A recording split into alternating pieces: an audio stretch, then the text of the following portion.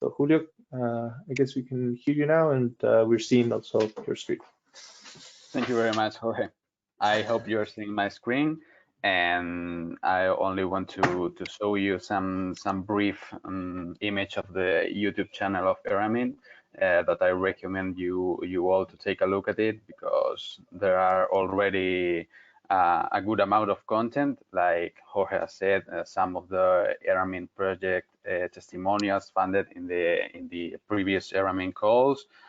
Some information on webinars, national rules for the 2021, and of course this launch event webinar will be uploaded in this playlist. Right now it's only with the EU Co-funded 2021 promotion video that I will show you right now, but as soon as we finish it and upload the videos, you can check the webinar here. And as we are a little short on time, I will show you the promotion video and leave the floor to Jorge again, who's going to talk about the general aspects of this 2020-21 call. I'll leave you with the video. It coordinates research and innovation programs on non-fuel and non-food raw materials. On January the 15th, 2021, the new EU Co-funded ERAMIN 2021 Joint Call for Proposals opens to finance transnational collaborative research and innovation projects with a budget of 90 million euros. Proposals must be related to any of these topics: supply of raw materials from exploration and mining, circular design for resource efficiency, processing, production and remanufacturing, recycling and reuse of end-of-life products, and other cross-cutting issues.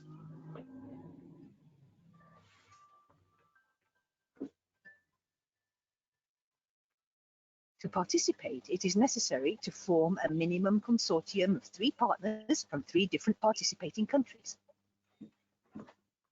That at least half of the partners belong to participating countries. To comply with the financial regulations of each country. To justify own funds if funding is not requested. And to have a project duration of 12 to 36 months. Note down the key dates of the call in your calendar and bear in mind that your project should start no later than May the 1st, 2022. Get in touch with us.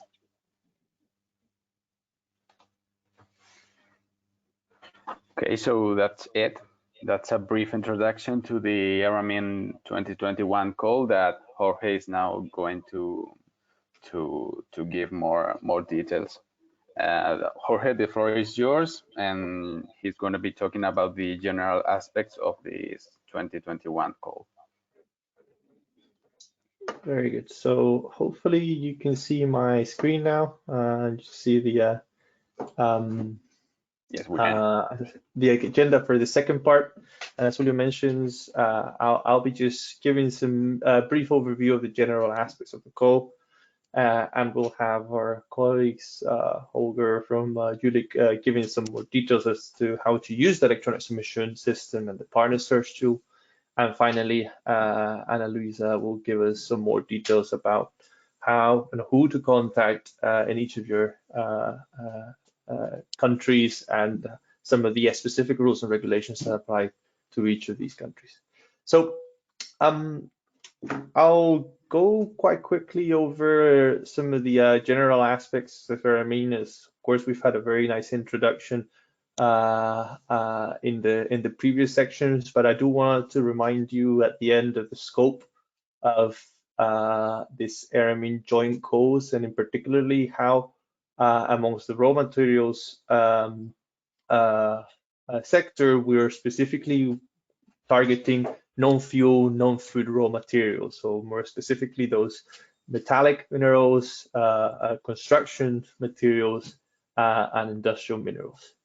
And again, remind you as well that in the context of the Green Deal, the raw materials for batteries and the recycling are also included in the framework of this upcoming call. What I wanted to give you an overview of, and it's important, of course, to have in mind, is the actual dates and important dates that are just around the corner. The call was launched in January 15th with, as described, a total budget of 19.5 million euros, taking account as well the 5 million contribution from the European Commission. And we are expecting pre-proposals by April the 1st. So you still have over a month and a half to put together the consortiums and these initial proposals, which are relatively short, and for which we will receive feedback on the June 15th. Those selected to go to the second phase will have a further deadline of 1st of September to submit the full proposals. And we hope to give results back on these full proposals by the end of November, November 30th. So that the selections of the full proposals recommended for funding can be given out on December 14th. Of course, all these projects will then have time to sign their grant agreements with the respective countries and start no later than May the 1st, 2022. You'll be able to, of course, have all the information and latest updates in our website and the specific link for the call 2021. Feel free to direct questions to the Joint Call Secretariat at ERA-MIN at fct.pt.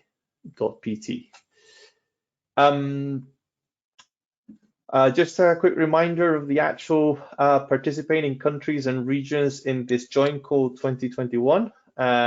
You have there not only the regions, but also the entities who you should address your specific questions. Ana Luísa will give more details about the contact details on this, so I'll run through this relatively quickly, but as I say, bear in mind that you should try to, as soon as possible, contact your national contact points for any specific questions and confirm your eligibility to participate in the call.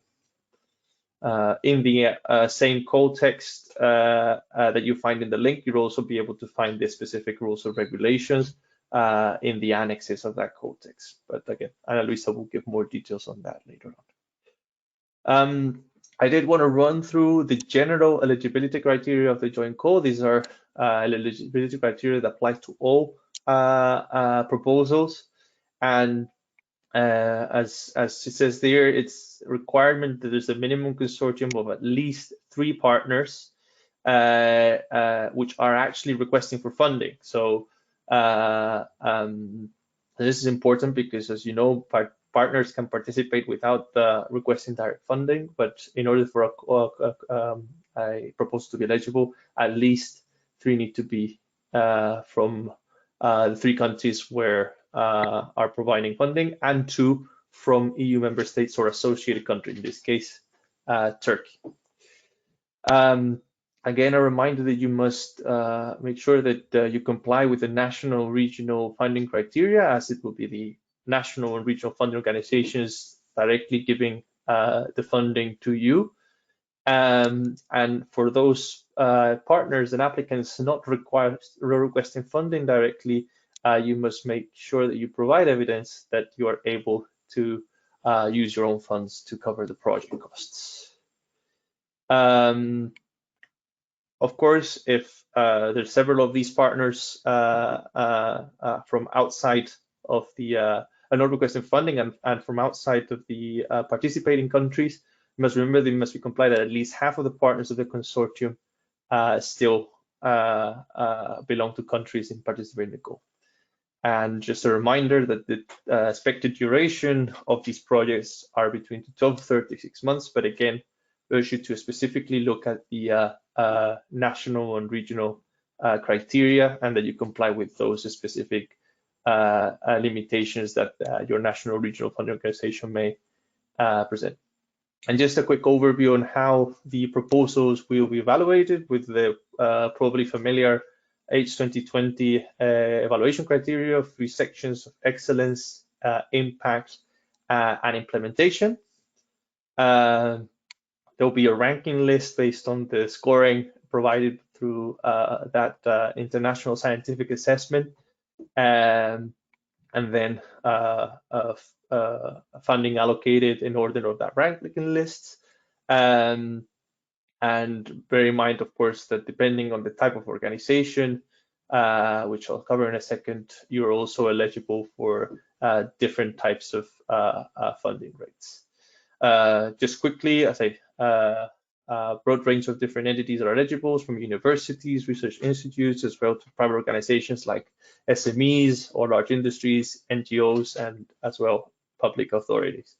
And as Dina mentioned, as far as the overall eligibility criteria, there is no limitations in the TRL, but again, please remember to check with your national and regional rules so that in case they do impose limitations on TRL. Quickly, I'll also give an overview of the topic descriptions, the 5 main topics that are covered under this Joint Call 2021. You can find a more detailed description as well in the call text, but please remember that you need to at least address one of these main topics. But it's also possible to then, as you'll see in a second, also in a proposal cover any of the other additional 20 subtopics. Topic 1 deals with the supply of raw materials from exploration and mining. Topic 2 on circular design for increased resource efficiency. Topic 3 on process production and remanufacturing, and topic 4 on recycling and reuse of end-of-life products. There's additional topic 5, which is the cross-cutting topics, covering aspects like new business models, environmental impact assessment, social acceptance and public perception, and environmental, social, and health and safety issues. And please bear in mind that the inclusion of the cross-cutting topics in a proposal is considered of added value. And just quickly, some summary of the subtopics, which you can also find further details and examples in the call text, as I was mentioning. And topic 1, in the supply of raw materials for exploration and mining, you are looking for projects dealing with exploration or mining operations and mine closure or reclamation. In the case of topic 2, circular design, we're looking at product design for increased raw material efficiency, product design for the reuse and or extended durability of products, product design to promote recycling, and product design for critical material substitution. In the case of topic 3, for processing, production, remanufacturing, you'll be able to find subtopics like increased resource efficiency in resource-intensive production processes, or the increased resource efficiency through recycling of residues or remanufacturing of used products and components. And as well, increased resource efficiency used in information and communication technologies. In topic 4, for recycling, reuse, and end-of-life products, you'll find end-of-life products collection and reverse logistics, end-of-life products for pre-processing, pre-treatment, dismantling, sorting, and characterization. The reuse, repair, refurbishing, and repurposing and remanufacturing of end-of-life products. The recovery of raw materials and end-of-life products. Recovery of raw materials from end-of-life immovable assets. And increased recycling or reuse through information and communication technologies. And finally, for the cross-cutting topics, as described, we're looking here for projects and new business models, implementing specifically circular economy aspects, the improvements of methods of data for environmental impact assessment, social acceptance and trust and public perception of raw materials, and on health and safety issues. Again, I urge you for more details and examples, both in the code text as well as in examples from past projects, as many of them are also aligned with the kind of projects that we're looking for in this scope. All of this you can find on our website under the tab Goals, where you can also find the code documents, which include examples of and templates of how to present the proposal. Holger will, of course, give you more details, as you can find these as well in the electronic submission system. But especially, I'd like to point you out the frequently asked questions, where you can find already resolved some of the main questions that we were receiving, although we're here to answer more questions that come up. So feel free to contact us directly at the Joint Call Secretariat or directly to your national contact points. Here you can find the links. We're posting updates in social media, and you'll be able to also access all the different relevant documentation as it gets updated and as it gets published. And with that, I think I come to the conclusion. So thank you very much, and we're happy to answer any questions now or at the end.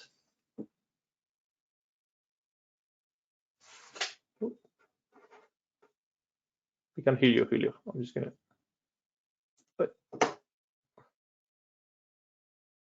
Sorry, I was muted. Now I can hear you.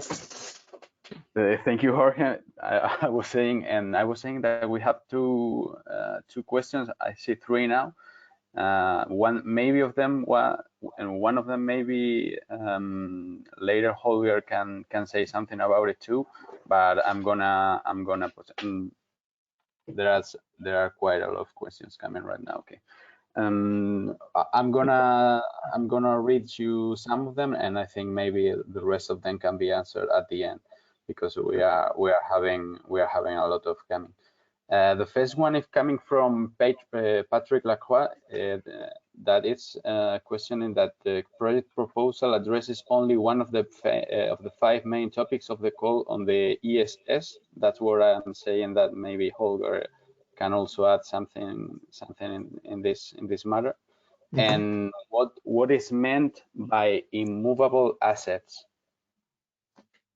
Okay, very good question. Here, to be frank, I don't know if Dina would be able to answer this question. Cool. Yeah, I think Dina. Or Holger. I think Holger can answer this question. Holger.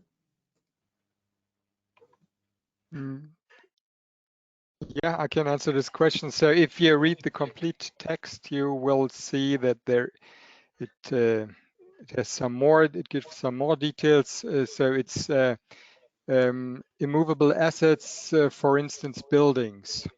So it includes buildings, construction and demolition waste, but also other streams with considerable amounts like ashes or slags or something like that. So it distinguishes this subtopic from the topic which is related to the end-of-life products. Okay, Holger, thank you. And the other question was about the if in the ESS the proposal has to address only one of the 5 main topics. If I'm not mistaken, I think in the call text says that the proposal can address more than one main topic, but I'm not sure about the ESS, if it can be marked or something like that. I don't know. Yeah, I will show it to you when I'm presenting the ESS, but you can address only one of the main topics, but you can address more subtopics. So you're right, Julio, that of course it's somehow logic that applying a circular economy perspective, that usually you're covering more than one topic, that product design and recycling are influencing each other, for instance, but you have to decide for one main topic, which is your project focusing on, and then you can choose other subtopics to make clear, if your project is related also to other thematic areas. Okay, thank you. There are a lot of questions, but I think it's better to answer them after your presentation, Holger and Ana Luisa's. So I'm gonna introduce you and give you the floor. And Holger is gonna talk about us a little bit about the electronic submission system, which is the tool that's gonna be used for the pre-proposals and etc., and also about the partner search tool, that it's the tool that it's going to be implemented in this call to look for partners and matchmaking, etc. And okay, Holger, the floor is yours. Yeah, thank you very much. So I will present you now where the electronic submission system and where to find it, and that's why I start with the call website of ERA-MIN. This is what you should see right now. And if you scroll down below call documents, scope and topics, issues we have talked about, you find the link to access the electronic submission system. So I will now jump to this to the welcome page, to the starting page of the electronic submission system. And there you can see different sections. There is a text field where you get some guidance. You have the contacts of Ana Luísa Lavado and Dina Carrillo.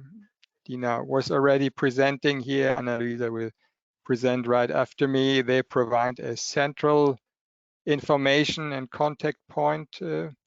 And then there are my contact informations, and I'm responsible for the technical support. So if you have any questions or problems concerning the submission system, you can call me or write me an email.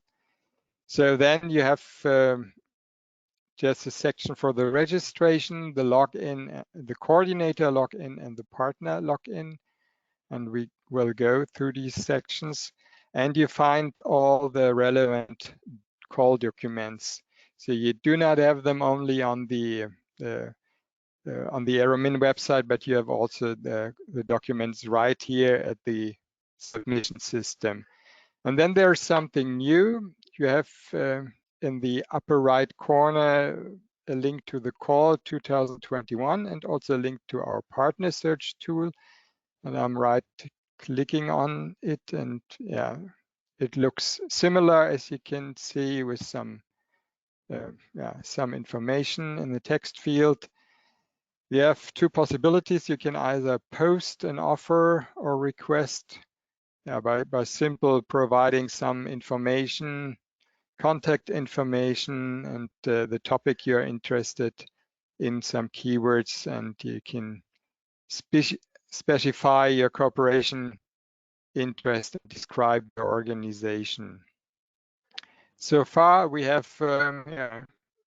plenty of offers and requests. You can search through the offers and requests, for instance, by filtering using for a specific topic. I just choose 2.6 here, and then you click on search, and you see the search results. Yeah, for 4.6, you only have one offer. There are more, for instance, for topic 3. And you search here, you find plenty of offers and do not need to go through all the offers. So, but now let's go back to the call. And the first thing you have to do is to register.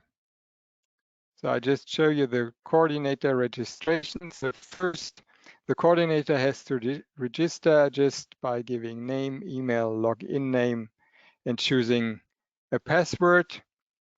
And after registration, you have the full access to all the sections. You can, sorry, I have to register again as a, or to log in again as a partner, as a coordinator, because now something went wrong here. I'm only registered as a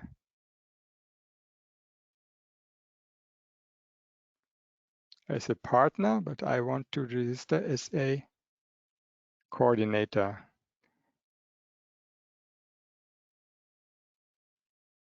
So let's start again. Ask for your patience. So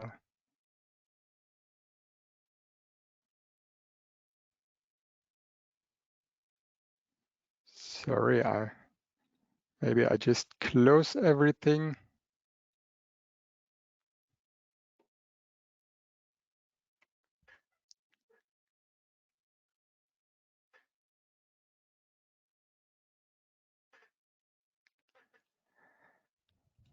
So coordinator. So this is the right place. So now you see how the login works.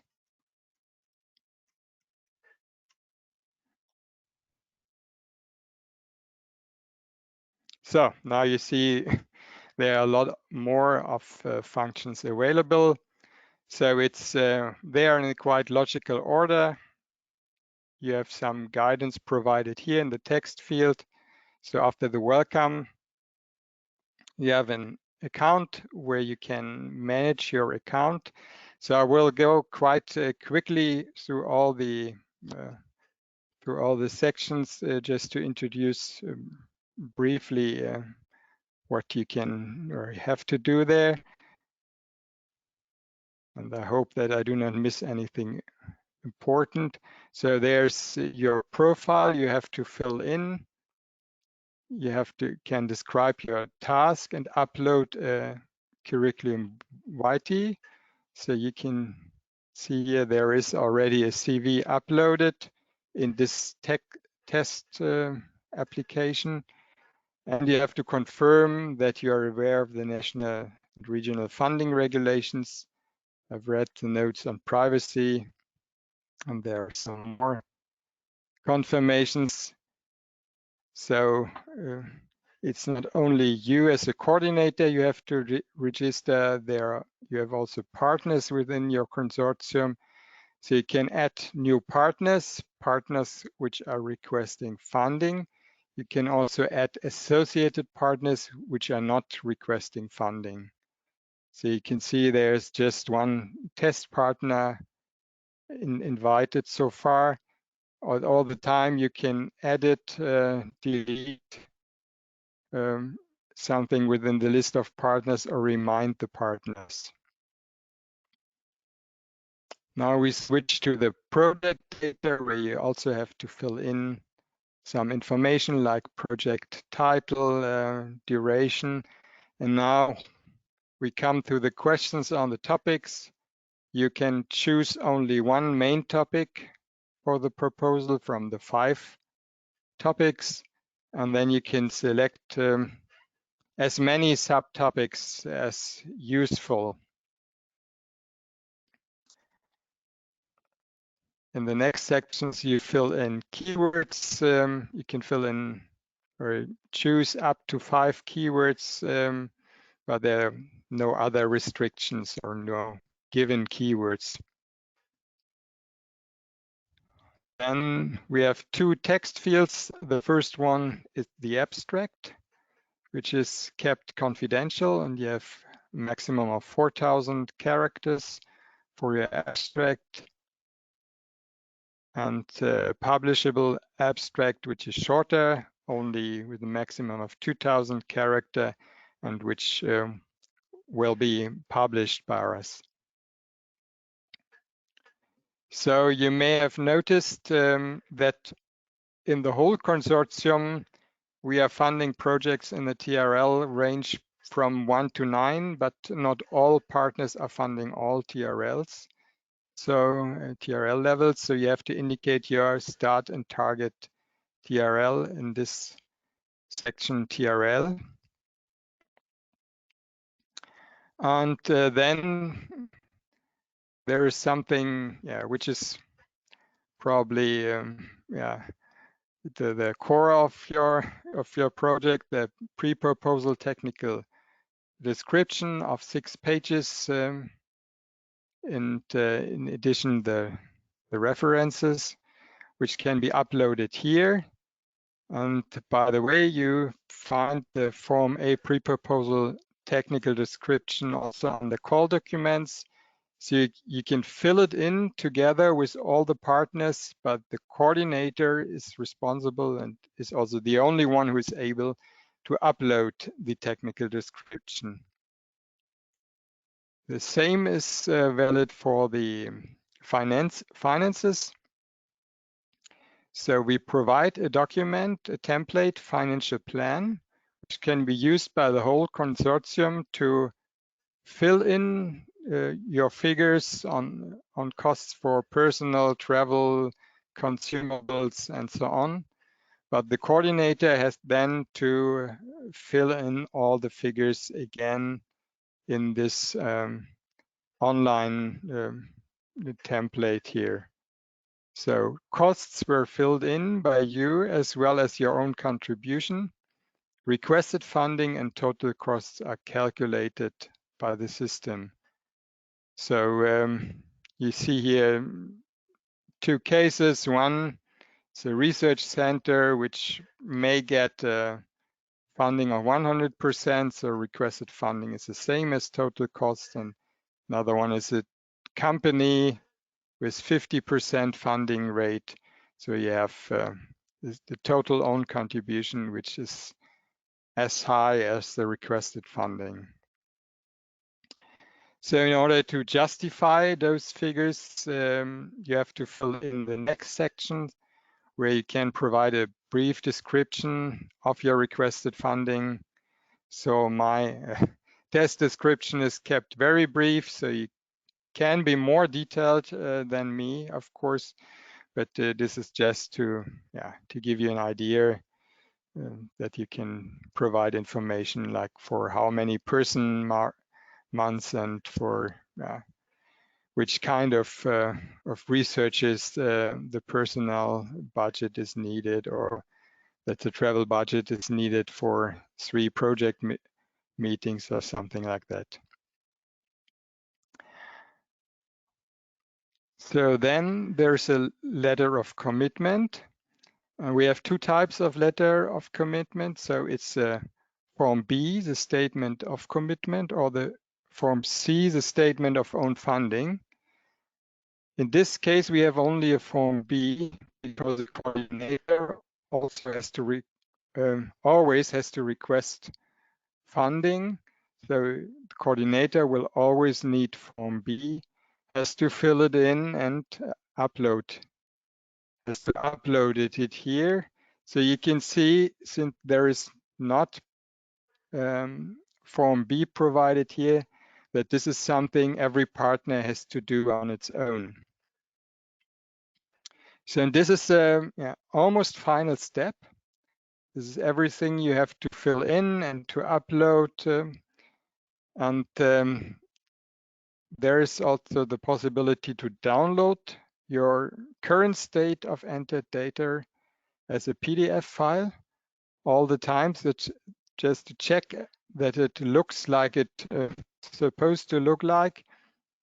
And before you submit, validate. And in this case, you see there's the information that validation failed since data are missing. So the missing data are shown in red. There are, of course, a lot of data still missing. But there are also some data which are already complete in this case. So the final step would be submit, which would be only possible if you if the validation did not fail. Otherwise, you will just get an information that submission is not possible so far. So you can see that there is,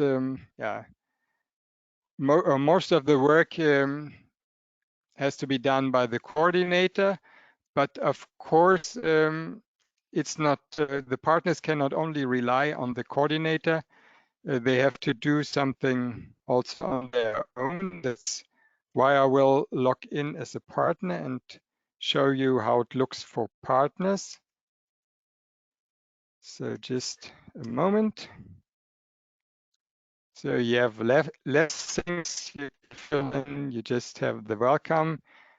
You have the account, which looks, which is the same like for the coordinator, just to manage your account, the login name, email address, and password. Then you have to fill in your own contact data, address, phone number, to describe your specific task within the project.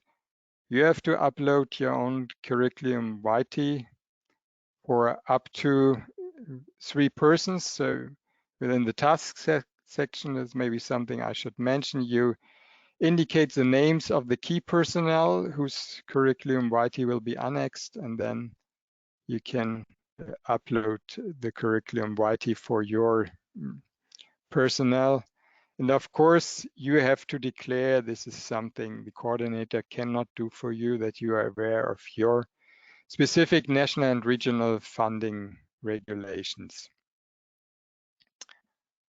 And you have also to upload your own letter of commitment.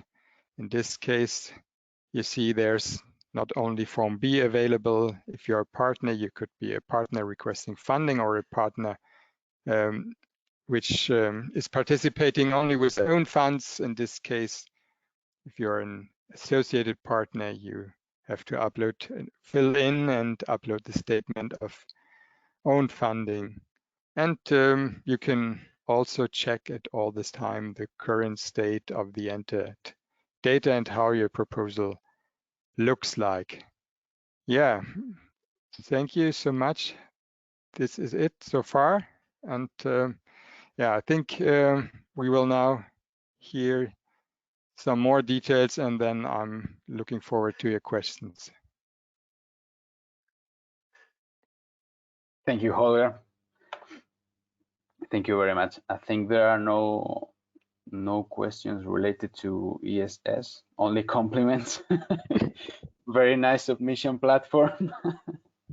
So I think it's very good. There are, I think, maybe 2 or 3 questions unanswered, but we are managing to do it, and if not, we're gonna answer them after Ana Luísa, which I think it's better to have her presentation before the Q&A session.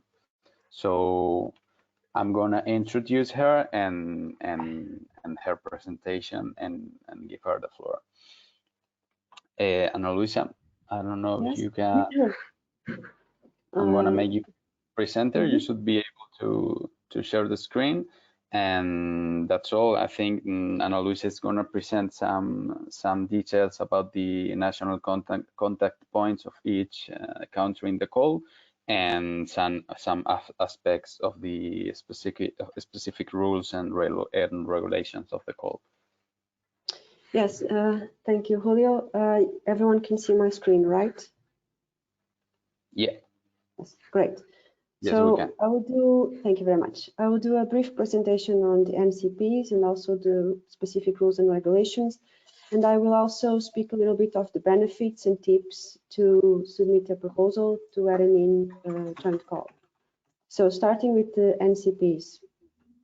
NCP is the national contact point for each funding agency, and we strongly advise you to contact that person from the funding agent that you are applying to, because there might be some documents that you need to submit or some eligibility criteria that you need to check. Where can you find the list, the full list of NCPs for ERA-MIN3? Sorry to interrupt you, Ana Luisa. I want to say you that I'm seeing the presentation, but not in full screen mode. Can you change to presentation mode, maybe? I did it. So let me check again. I have this here as well. Are you seeing it now in full presentation mode? I'm seeing, but I'm seeing the next animation. I don't know why. Maybe in the GoToWebinar. Can you see it now? Yeah, perfect. Right. Yes. Yeah. So sorry. No. Thank you. So it's okay. Thank you. As I was saying, where can you find the full list of NCPs for ERA-MIN3?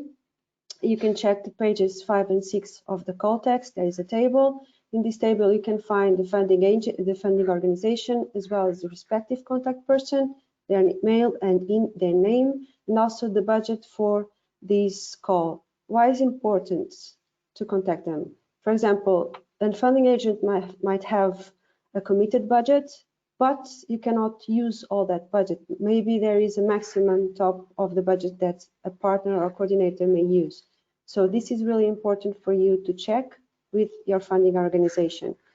Also to check national rules, the eligibility of the institution, of the expenses that you are putting on your budget, any needed forms that you need to submit besides the one that Holger spoke about in the ESS. So this is really important. And also to check if the scope of your proposal is eligible in the topics of the call. I will give you the example of the list. So this is the list that you will be finding in the call text. Okay, and I will speak now of the funding and regulations of national and regional organizations. You can find all the funding regulations and rules in the Appendix 4 of the call text.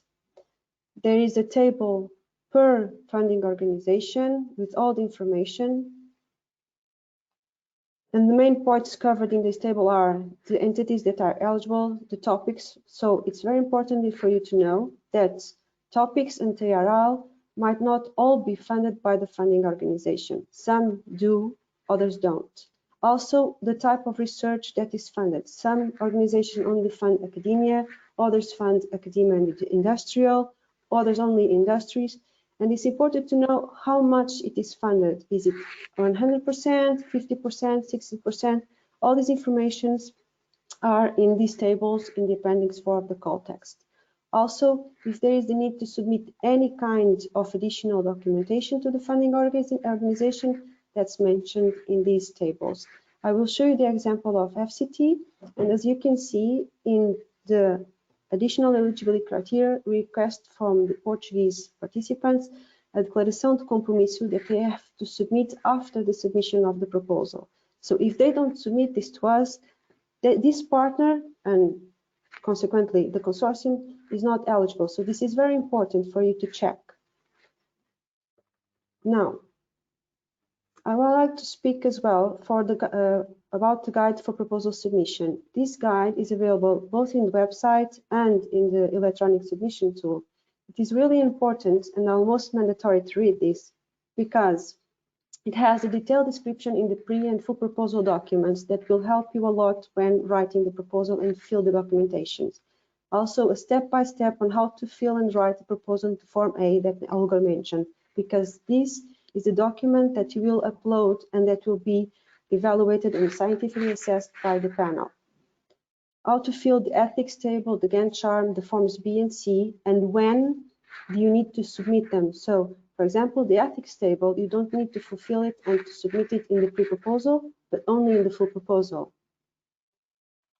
It also provides a checklist for the consortium coordinator, which covers the eligibility criteria, the national regional funding rules, all the documentation you need to submit in the proposal in both stages. So this is really helpful for the coordinator and for the partners to check if they have everything they need for this proposal to be considered eligible from every single funding agency. And also an insight into the electronic submission tool, very close to what Holger just presented.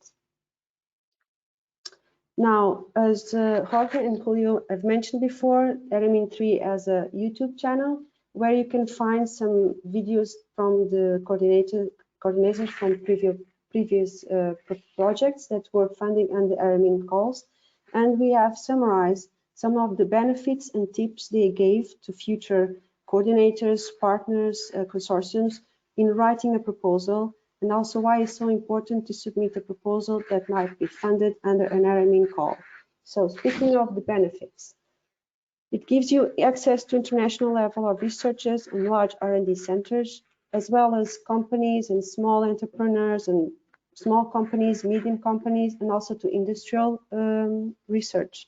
So this helps you not only to create new international collaborations with academia and industrial partners, but also to strengthen the already existing ones and to create a stronger knowledge exchange, knowledge networks that enables you to submit new proposals to other ERA-nets or even to now Horizon Europe projects. It helps you exchanging the knowledge and comparisons for joint actions and technology transfer. They also said that a consortium under ERA-MIN3, ERA-MIN call, is easier to create and to operate than other European projects, and we strongly advise you to use the partner searcher tool if you are in need to find a specific partner for a specific topic. The application and selection stages are simpler than other European projects and also helps you in the writing of the proposal. So you can write a pre-proposal that is strong, but it also gives you time and effort to improve that pre-proposal to a strong proposal that might be funded in the end. We also strive to give a good visibility to the projects that are funded as well as the results, and it enables the researchers to focus on the research itself. It's also easy to use our templates as well as report to Joint Call Secretariats. It's possible to submit risky projects, and it provides and has production of relevant results for linked Horizon 2020 and now Horizon Europe projects, and helps you and your institution to build your capacity in terms of human resources development and also to fund PhD students that might become great experts in this field. So some tips for the pre-proposal and full proposal writing. What we have seen in the most of the presentations that are already available in the YouTube channel is permanently prospect potential partners and maintain contact with them. Start early building the consortium, especially with industrial partners. You should have an industrial application and to have a prototype or something very oriented to industrial development and to be economical sustainable. Use the partner search tool. This is very interesting. We had a tip that says first find the question and then the partners. You must have concrete and measurable outcomes, and this is very true from someone that has followed the SAB meetings, the Scientific External Board that evaluates and scientifically assess all the proposals. This is true. They like to see measurable outcomes as well as a risk covered of these outcomes. So it is important for you to communicate openly and frequently between partners, to have clear information on objects within enterprises and universities. So in case your proposal is financed, you can implement it without any or many obstacles. Network with other projects is also very important. Don't leave the submission for the last day. This is extremely important. Don't expect others to have read all the call documentations. We have seen consortiums fall and not to be invited to the second stage because one partner has not contacted their funding organization or has not followed all the rules and has forgotten some kind of document. It is a shame. And build a successful proposal takes time, approximately 6 months, according to several of the testimonials, and consider that it takes effort to have a good and successful proposal that might be funded. Check always the eligibility of the consortium partners per country. And please remember that the budget must be reasonable, because this is also something that evaluators look into. And with this, I finish my presentation, and I'm available, of course, for any questions that you might have. Thank you.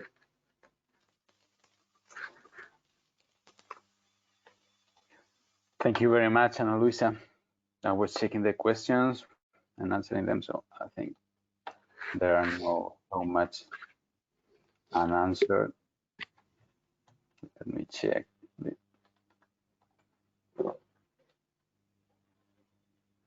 Yeah, there is one question unanswered, and I don't know if you can answer it, or maybe Dina. It's about if a developed product need to be implemented as a project result. I'm not so sure about this.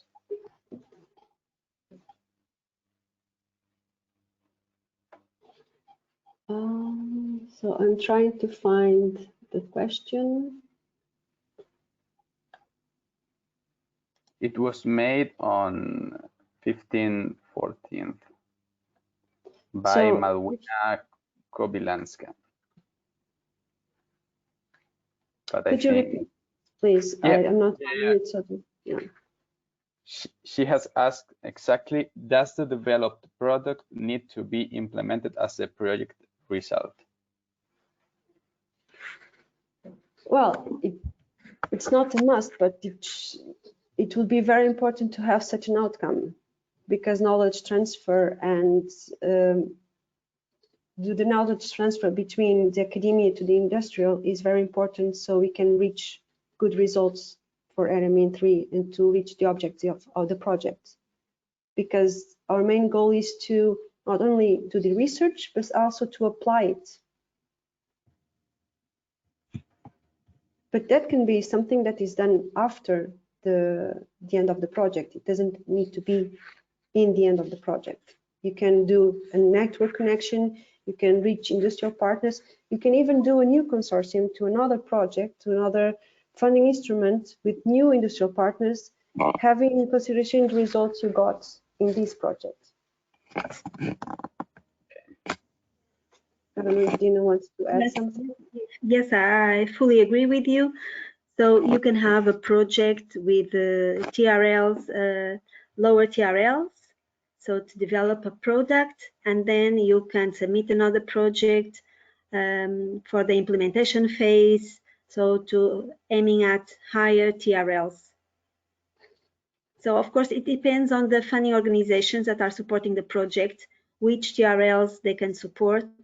So and based on that, we decide how to prepare the proposal. So our advice as the co-secretariat is really for you, the applicants, to contact the NCPs as soon as possible with your project idea and check if everything is eligible. Yes, I see there is a question asking if it is required to have an industrial partner or it is optional. So it is optional, but some funding organizations do request an academia plus an industrial partner. So check if this is your case. This is really important, because we have seen before consortiums that did not oblige by this rule for this particular funding agency, and that they didn't fulfill the eligibility criteria. Yes. Yes. Yes, and there is one last question from Musa Mansi asking if a coordinator can be from outside the EU countries. If it is one of the countries that is a partner of the call and it is requesting funding, yes, it can be. If it is not from a partner of the call and is not requesting funding, it cannot be. So, so the coordinator can only be from Quebec or from South Africa requesting funding, or also from Turkey as associated country. Of course, they can be from any of the countries participating in the call, but has to request funding, okay? But only from those countries participating in the ERA-MIN call, the coordinator. But then in addition, you can add also other partners from other countries, not requesting funding, in addition to the minimum of 3 partners from 3 countries named in the call, of which 2 must be EU member states named in the call, or Turkey as associated country. You can find all this information in the call text. Yes. I see there are more questions now. I saw a question about a partner from Australia. So this partner will be eligible. They have to to be a partner in the consortium that follows the eligibility criteria that Tina just spoke about. And also you will only participate with own funding. So they will have to submit Form C.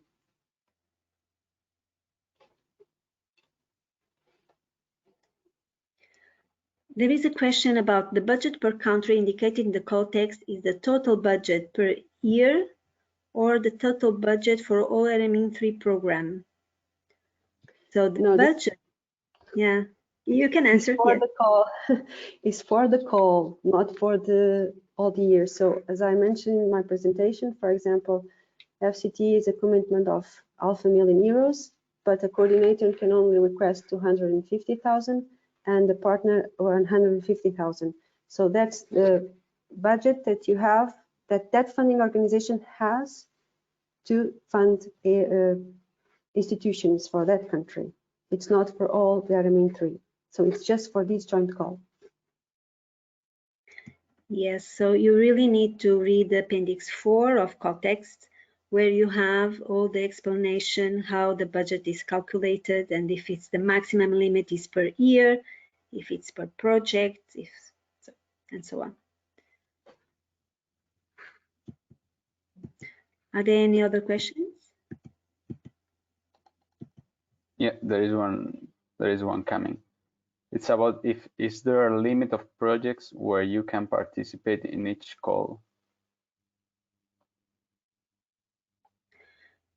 So as described in the call text, one lead researcher, so a person, can only participate in one project as coordinator, and then that person can participate in other projects as partner. Okay. Did I answer the question?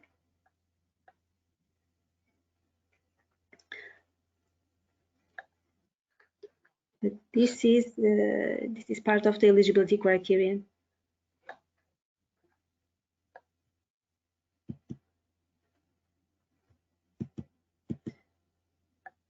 I've also seen more than one question asking if they have to submit the pre-proposal to both national organization and ERA-MIN.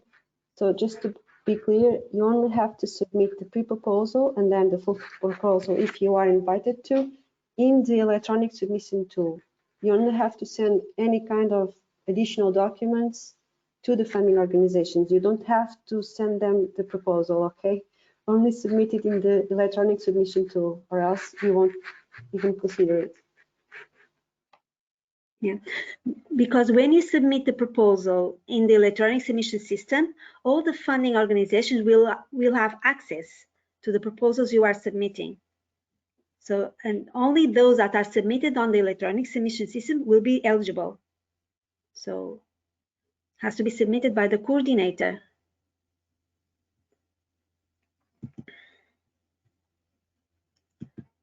Okay.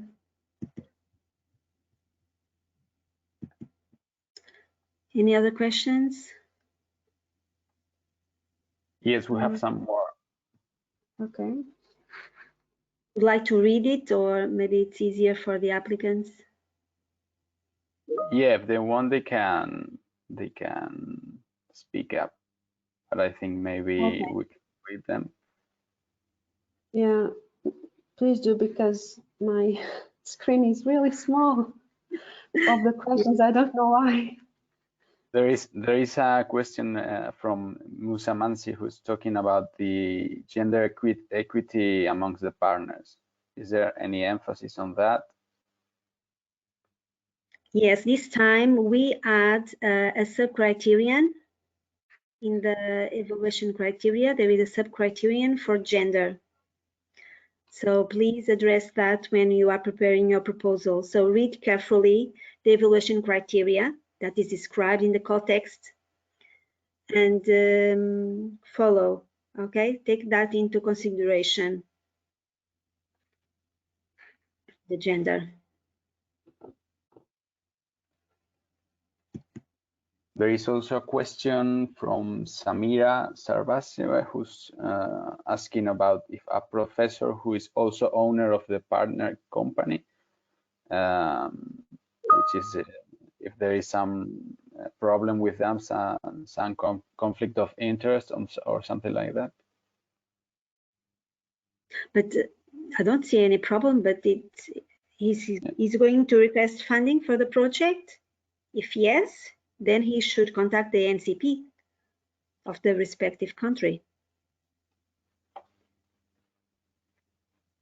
And have probably a main researcher in the company that it's not him. So his name is not associated with the coordinator and the partner. So this is important as well. Don't forget that the research team that is submitted is also scientifically assessed in the evaluation process. Yes.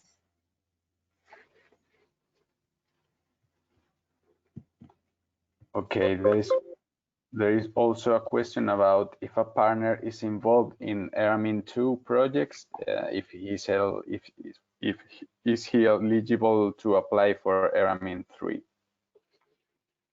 Okay, so from the ERA-MIN point of view, it's eligible. But once again, if you are going to request funding, you really need to contact your national contact person. Because I think that for some countries, they do not allow the submission. If you have a running project, you cannot apply to another one. I don't know if this is the case of Spain or maybe not, Yeah, maybe exactly. other.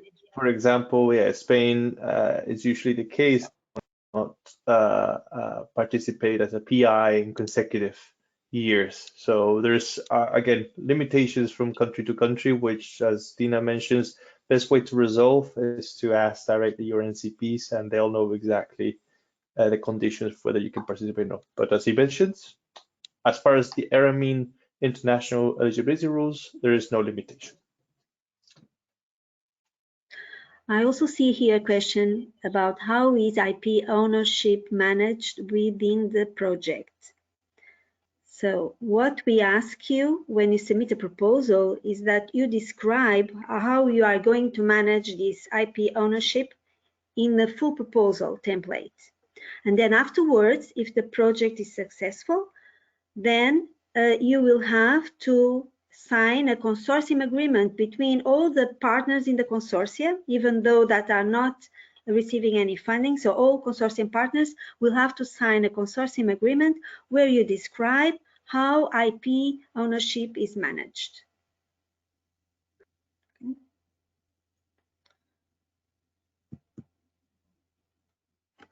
There is also a question about regarding CVs on the, I suppose, electronic submission system from Ana Guerrero, who is asking about the application limit of 3 CVs, and if it is possible to participate for more researchers to participate, or if this is a limit, these 3 CVs. It's 3 CVs per partner. It's not the whole research team, so it's 3 CVs per partner. Yes. And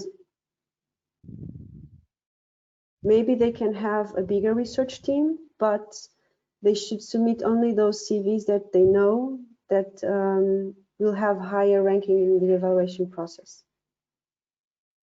Because it's the expertise and knowledge that it will be scientifically assessed. So it's important. And the complementarity expertise. So it's good to have a good complementary expertise.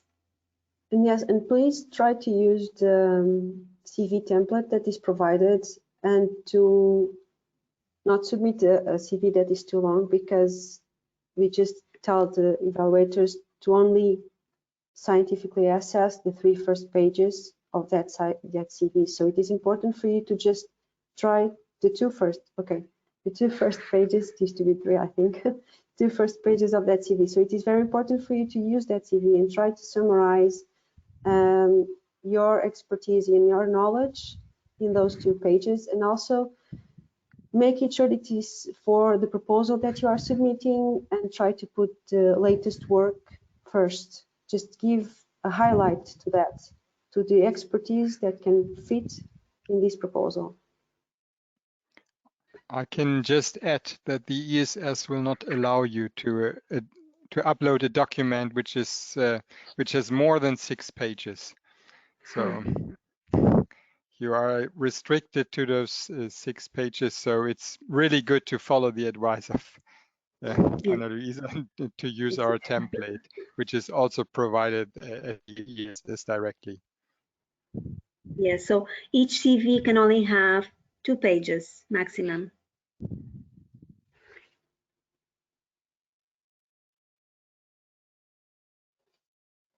There is here one question. Yes. Okay, Dina, sorry. Yes, No. you can, Julio. Take up, don't worry. What if I participate as a partner in 2 project funding applications and both are granted? Will I get both, or do I need to pick one?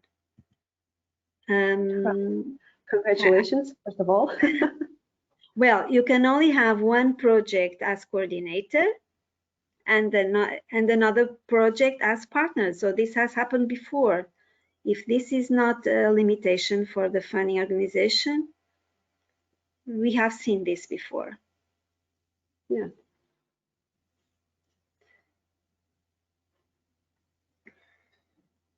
We do have a question about Chile, and maybe Dina, you know more about this, and saying that it is not a possible partner, right? I think not, but in call 2021, but maybe Yes. in further calls, I don't know. So Chile has participated in our previous call 2019, and they have funded projects then. But in this present call, 2021, they are not participating in the call. So this means that the Chilean organizations cannot apply for funding. But of course, they can participate and join an application if they can cover their own costs in the project. So in addition to the 3 minimum consortium partners from 3 countries. Okay, so in addition to these 3 minimum partners. Yeah, additional. Yes.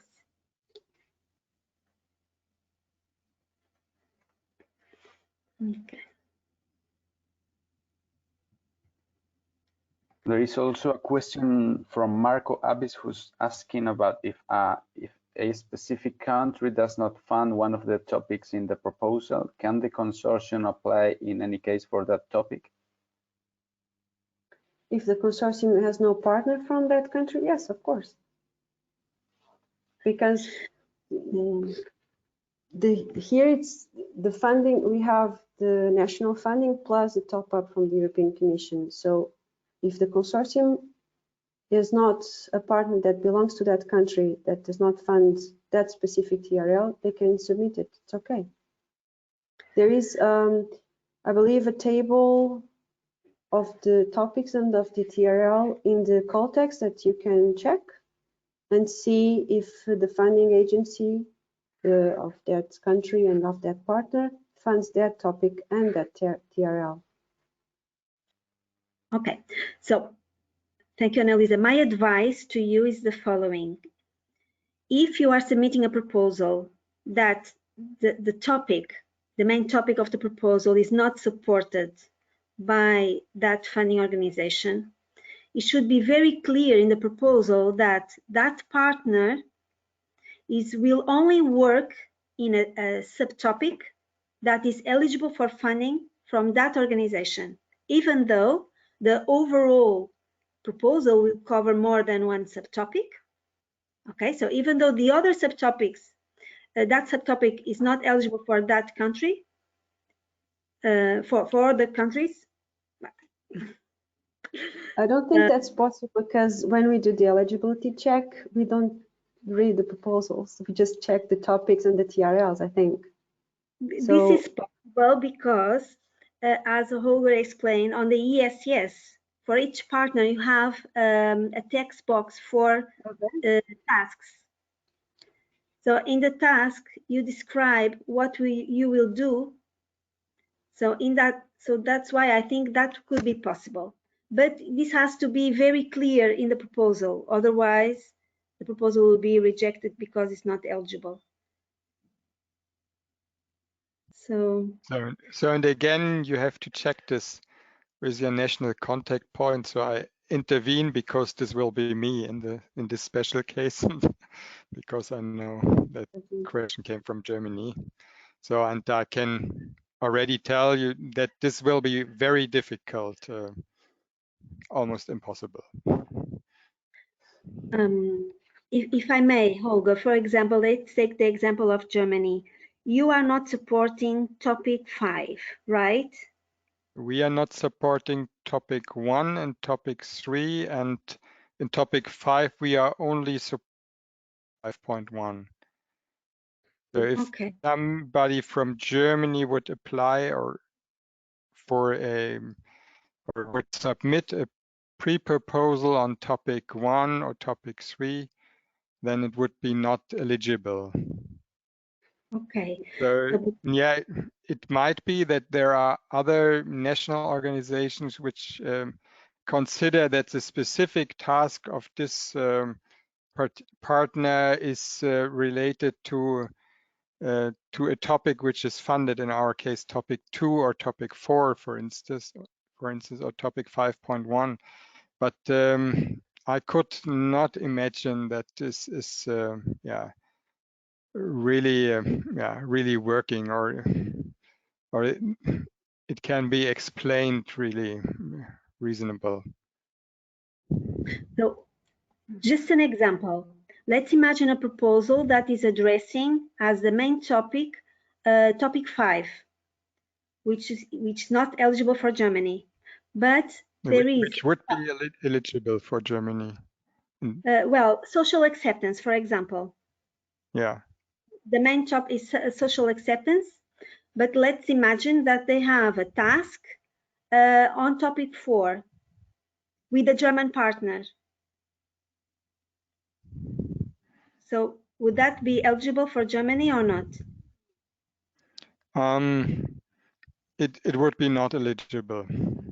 Okay. To say it clear. So I could think of some theoretical cases where it might fit, but I think it doesn't work in practice. So you should rather consider that if you would, or if you want to submit a pre-proposal as a German partner, then your main topic should be 2 or 4 or 5 and plus 5.1 as subtopic.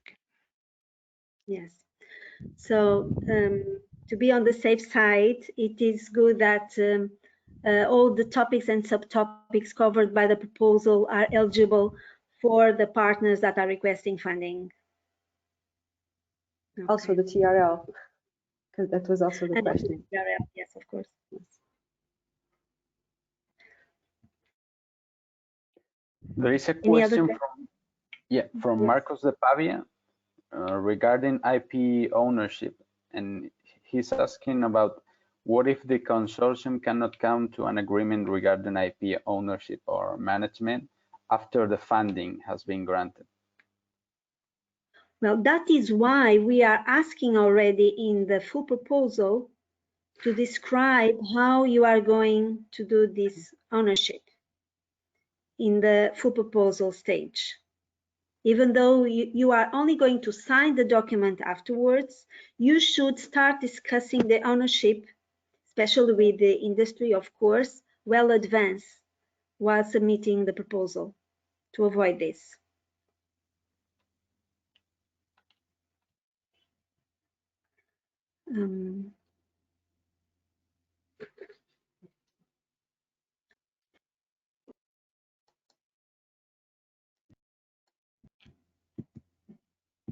Okay. Okay.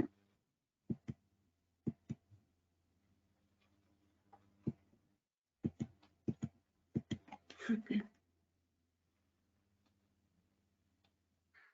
Any more questions? There is one last coming, I think, about from Musa Mansi, about if you have any idea how one protects IP pre-proposal submission. Example during the brainstorming stages. Something like a tip, I think, for them.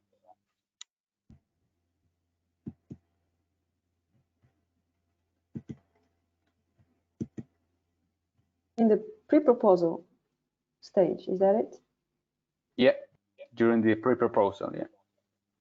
I think before she says, any idea how one protects IP pre-proposal submission? I believe it's in the pre-proposal process until pre-proposal submission. Mm.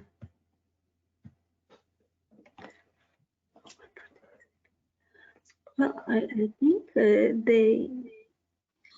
well, my advice is that you should discuss this with your organization, and for sure they have some advice to you on this.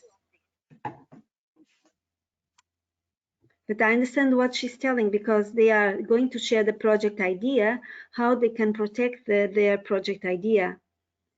Well, Between the consortium, you can always ask for them to sign a declaration of confidentiality.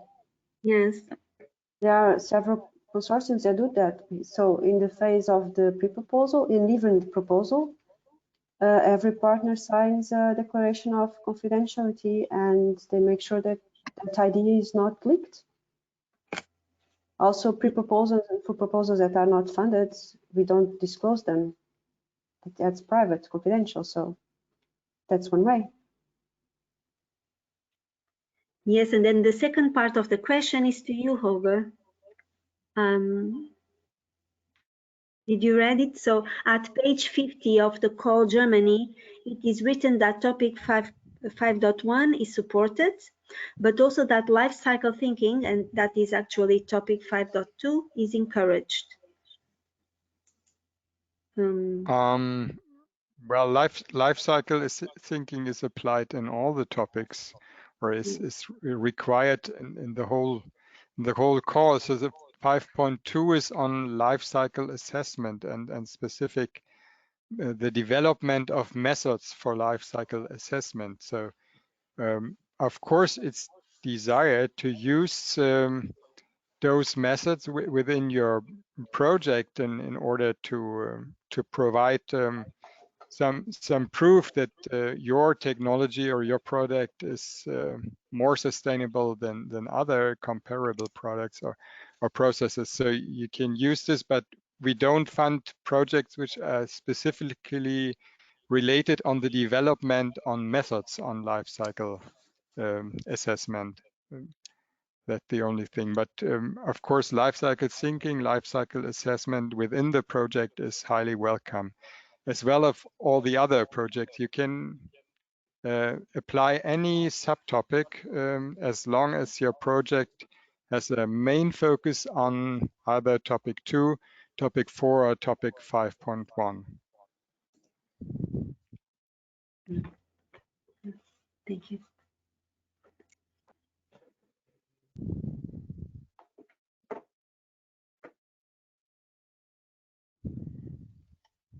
Very good. I think we're answered most of the questions. We would anyway send in the greetings email for participating the answer to these questions as they've been recorded in the session, as well as all the presentations.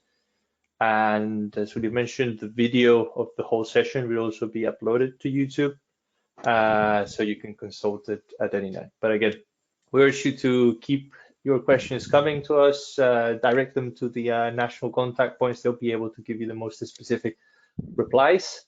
And I don't know, Dina, you want to do some closing words before we... Just before Dina, just to remind that we have a frequently asked question PDF available on the website. and that we are constantly updating it. So if you have any question, check there first. If it's not answered, then come back to us or to your national contact point as well, and we can add some of these questions to the PDF that is already uploaded. The floor is to you, Dina. Thank you very much, Ana Luísa. That is right. So we are enlarging the frequently asked questions. And well, to finalize, I would like to thank the other funding organizations partnering ERA-MIN3 and ERA-MIN2 that are here with us today. And also, I would like to express my gratitude to you, Jorge and Julio, our Spanish partner in ERA-MIN3, that have made this possible to organize this webinar. Also to our speakers, our partner, Germany, Holger, and also to the other EASM and DJ Grow for their presentations. And well, the take-home message is that you could consider ERA-MIN as a funding scheme to submit your project ideas using smaller consortia and of course less funding, but still a possibility to complement the funding that you already have from your country, your region, and also from European projects. Because we have seen that many of the ERA-MIN projects we have funded, then afterwards they have built this international consortium and then they have applied to European projects, for example. So we think that this scheme is really good to start this international cooperation, especially with companies, newcomers in international cooperation, companies that prefer smaller consortia. So we really believe in the scheme, and we are doing all these efforts to support the raw materials research community and also contributing for the goals of the EIP on raw materials and contributing for circular economy, the UN Sustainable Development Goals, and all these policy, raw materials related policy documents. So thank you very much once again. Have a nice day, and we look forward to receive your excellent project ideas. Thank you very much. Thank you. Thank you very much. Only one thing I would like to add, that I'm gonna share my screen and show you the project testimonials of what you were saying about the previous projects. Mm-hmm. I don't know if we have a lot of them, so there is no room for seeing all, but I think maybe one or two can be shown while we leave. Yeah, and we recommend everyone to go to the YouTube channel to see them as inspiration and good tips for future applicants as well. So in my presentation, I did a summary of those that I saw. Yeah.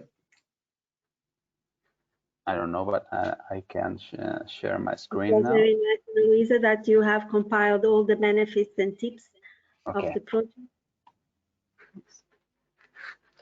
Okay, I'm gonna put some short videos, I'm afraid, because we have some of them a little bit long. I believe I think maybe 28 and of 57 testimonials, but more will come in the next 28, and hopefully, yeah, that's right, more will come in the next days. Yes, we also have some videos from the funding organization explaining the national rules in their own language. So please check that too. Yeah, that's true. Okay, I'm gonna leave you with just 2 or 3 to leave, and thank you very much to you all.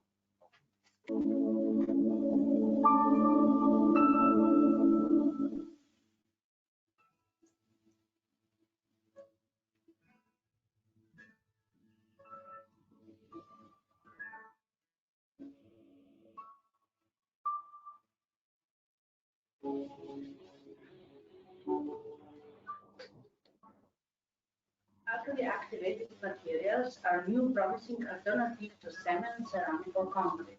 They can be produced by mixing together precursors which contain alumosilicate in amorphous phase, and activators. Most commonly used activators are hydroxide and water gas. Most studied precursors are metacholine fly ash in different slags. Mixture of precursors and activators first undergo dissolution, then polymerization process, and end with solidification, which provides strength and stability.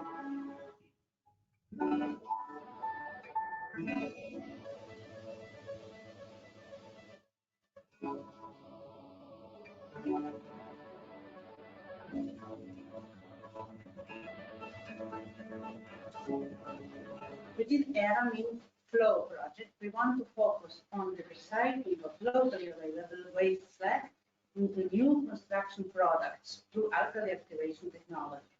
The main objective of this project is to develop new lightweight, highly porous alkali activated foams, which are additionally reinforced by fibers. In Slovenia, we investigate leather slag and electric arc furnace steel slag, while in Finland they're performing research on the usability of carbonated basic oxygen furnace slag. And Italian partners support the project by environmental studies. Flow project, we aim to develop form gel polymer from industrial byproducts for different applications. And fiber are great choices to enhance the mechanical performance of form gel polymer.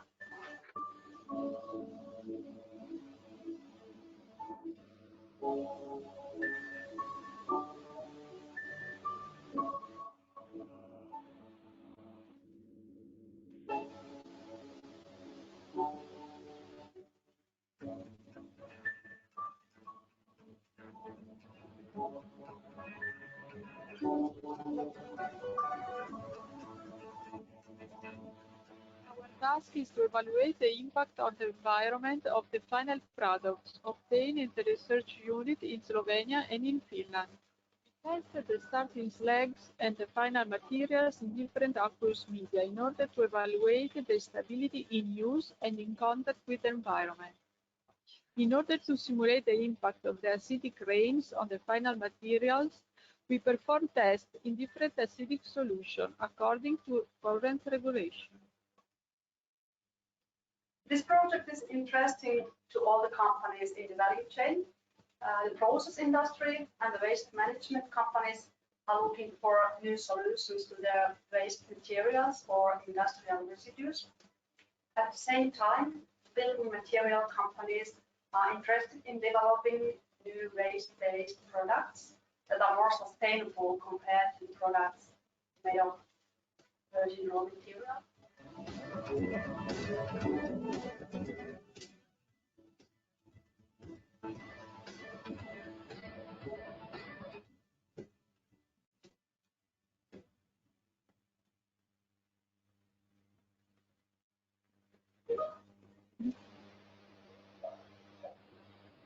Maybe.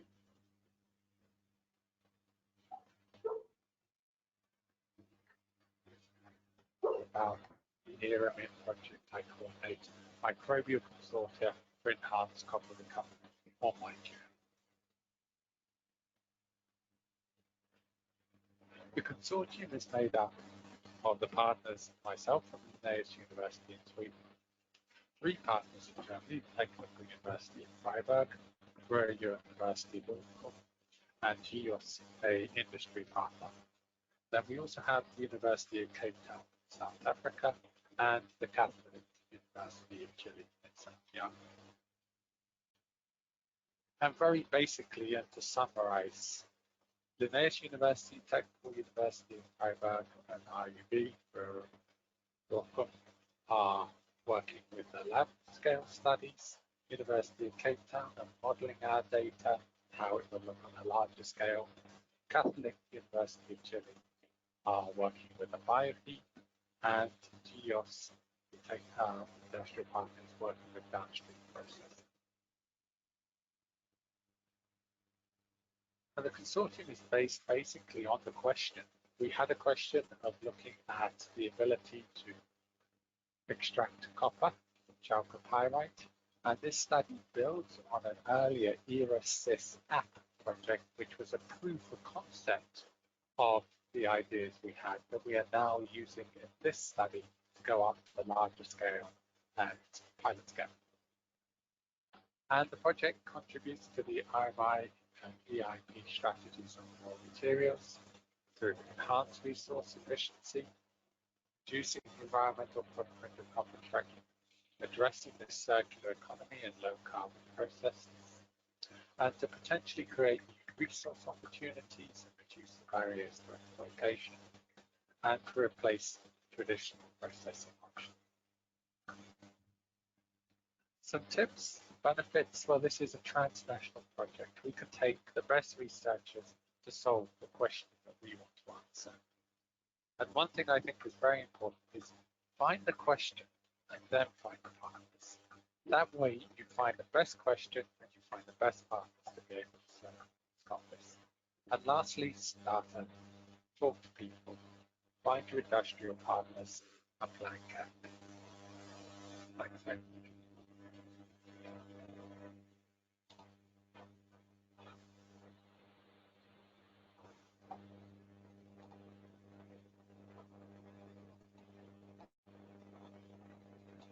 I think we can leave it there. We are okay with that.